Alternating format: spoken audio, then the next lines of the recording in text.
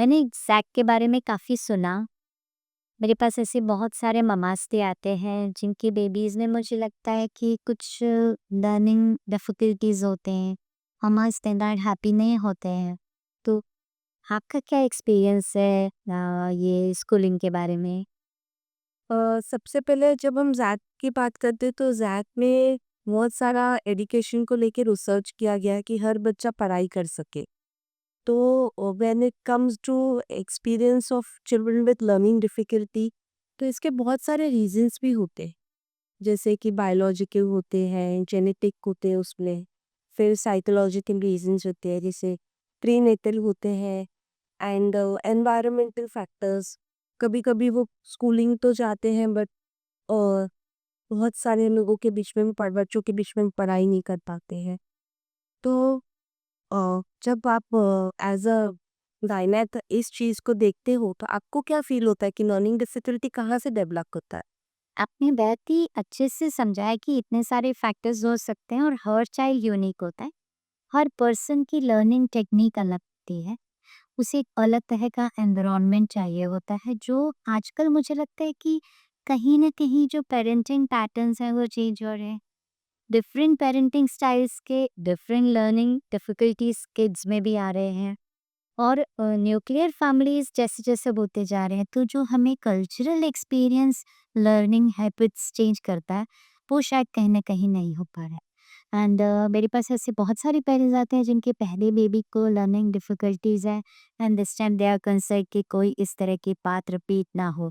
तो as a doctor हम genetic test कराते हैं, पेरेंट्स का मैचिंग भी कराते हैं, और अगर फैमिली में इस तरह के और बेबीज़ हैं तो वो डिटेल्ड एनालिसिस भी हम लेते हैं कि वो रिपीट होगा या नहीं। ऐसे बहुत सारे अच्छे न्यूट्रिएंट्स और विटामिन्स होते हैं जो मम्मा before pregnancy and during pregnancy अगर टेक केयर करे तो हमें एक हेल्दी बेबी मिलता है जिसका ब्रेन डेवलपमेंट एनॉर्मस होता है। ह्यूमन ब्रेन का जो पोटेंशियल है उसको डेवलप करने के लिए first 9 months in the वूम through गर्भ संस्कार, then first 1 year of life is very very important। लेकिन अप टू 5 years किड की लाइफ में हम ऐसे चेंजेस ला सकते हैं कि वो सोशली एक रिस्पॉन्सिबल इम्पोर्टेंट इंटेलिजेंट सिटीजन बन के काम कर सके। हालांकि जो भी हम इंटेलिजेंट किड्स मानते हैं जिनका आईक्यू बहुत ज़्यादा भी होता है, वो भी शायद अपना 1% भी ब्रेन का पोटेंशियल यूज़ नहीं करते। तो आप बताइए आप कैसे इस तरह के बच्चों को हैंडल करते? क्लियरली अगर मैं आपको बताऊँ, इन बच्चों को हैंडलिंग करना थोड़ा ईज़ी है कंपेयर टू इनके पेरेंट्स को। बिकॉज़ सबसे बड़ा जो हमें इश्यू आता है वो पेरेंट्स एक्सेप्ट नहीं करते कि हमारे बच्चे में ये प्रॉब्लम होता है। लाइक अगर उनको हम समझाएँ कि आपका बच्चा पढ़ नहीं पा रहा है, 3rd ग्रेड का है, उसका 1st ग्रेड का रीडिंग भी क्लियर नहीं है, तो बोलते मैम हो जाएगा, आप थोड़े एक्स्ट्रा एफर्ट ले लो। आप उसको ज़्यादा टाइम पढ़ा लो।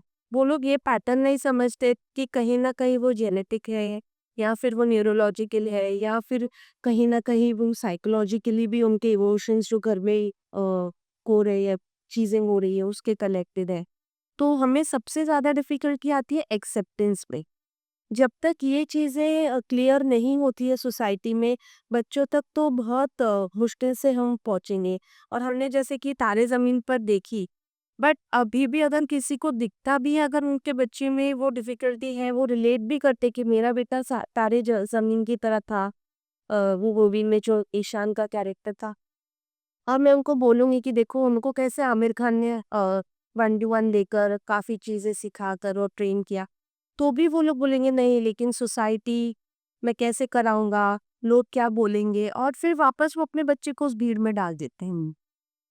तो एज़ अ एजुकेटर मुझे सबसे ज़्यादा डिफ़िकल्टी पेरेंटिंग के साथ आ रही है। और आपके साथ मिलने का ये पर्पस यहाँ पर ये भी है कि कहीं न कहीं आप एज़ अ डॉक्टर इस चीज़ को बहुत अच्छे से समझते हो और आप गायनेक हो, तो आप ऑब्वियसली इन बच्चों को बेसिक्स मतलब इन बॉर्न होने से पहले ही आप उनके साथ हो। तो ये एक प्लस प्लस सिचुएशन है कि हमारे दोनों के अवेयरनेस से हम आने वाली जनरेशन के साथ कुछ अच्छा काम कर पाएंगे। सोसाइटी में एक अवेयरनेस क्लियरली दे पाएंगे कि बॉर्न होने से पहले भी पेरेंट्स जैसे उनको पता होता है कि हम बहुत पेरेंट्स अवेयर होते हैं, अगर वो स्मोक कर रहे हैं, ड्रिंक कर रहे हैं तो वो छोड़ देते हैं, और कुछ नहीं अवेयर होते हैं तो उनको आते हैं प्रॉब्लम्स। तो ये अवेयरनेस लर्निंग डिफिकल्टी उनको पहले से, अगर आपकी लेवल से भी उनको अवेयर की जाए और उनको पता रहे कि बच्चों में ये प्रॉब्लम रहता है, तो लाइटली अगर थ्रू आउट द ईयर्स अगर उनको कोई प्रॉब्लम आता भी है तो एक्सेप्टेंस है कि this thing exist in society. Otherwise they think कि सब बच्चे एक जैसे हैं, सब एक जैसी पढ़ाई कर सकते हैं, भीड़ में जा सकते हैं।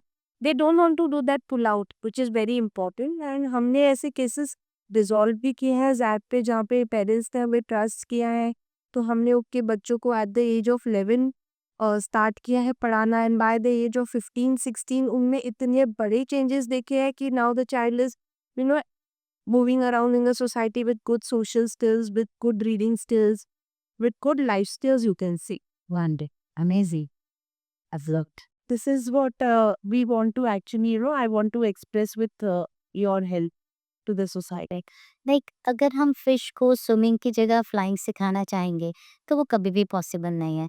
तो जो भी बेबी बॉर्न होता है उसका जो भी पोटेंशियल है, जो भी उसकी स्किल्स डेवलप की जा सकते हैं फॉर बेस्ट ह्यूमन लाइफ, उसके प्रोटोकॉल्स जो है वो एक्चुअली फिक्स्ड हैं।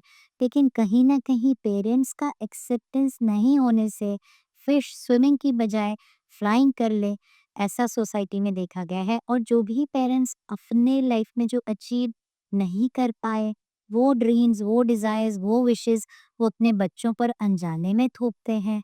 बहुत सारी एक्सपेक्टेशंस लगाते हैं। उस छोटे से मासूम बच्चे से जिसे तो पता भी नहीं होता कि उसके साथ क्या हो रहा है या उसे किस लेवल तक ले जाने की कोशिश हो रही है। So as educators, as I would say health personnel, we can bring this awareness together कि before you're planning pregnancy, meet the doctor.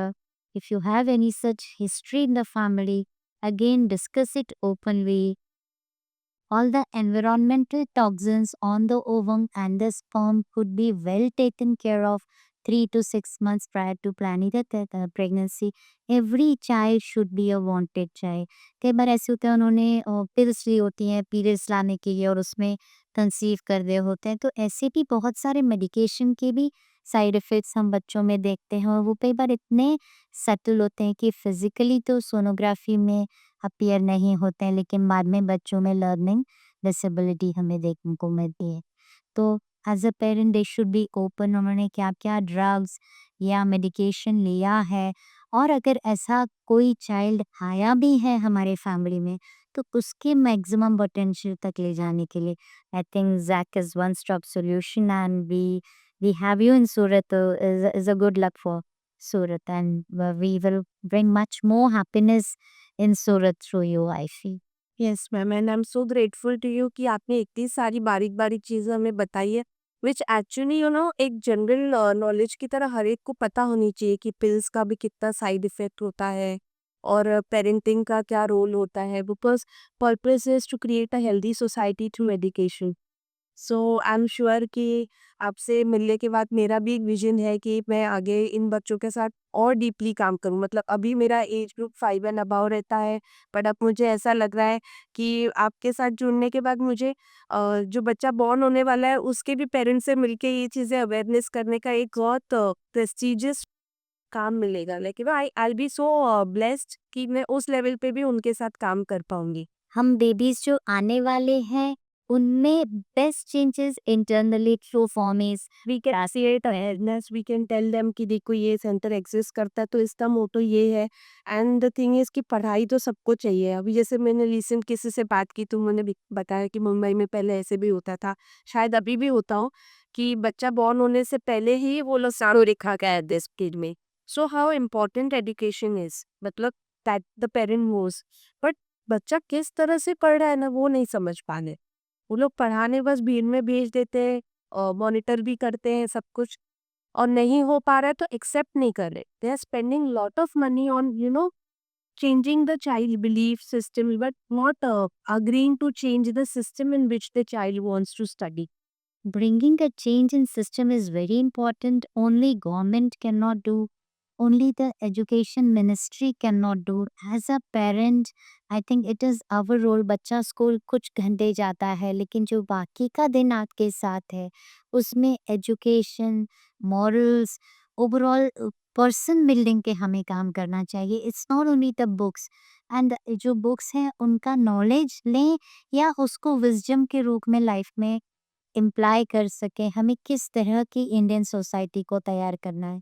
So as a doctor I think अगर हम फ्यू पेरेंट्स की लाइफ में भी ये change ला पाएँ, कुछ और सिटिज़न्स ऐसे कर पाएँ जैसे हमारे प्राइम मिनिस्टर हैं या प्रेज़िडेंट हैं, उस तरह के कुछ और बच्चे भी अगर हम सूरत से या अपने गुजरात स्टेट से ला पाएँ, आई थिंक वी आर ये प्रोग्राम जो भी लोगों तक पहुँचता है, if they are more aware that yes they have a very important role in getting the beautiful humans on this planet Earth.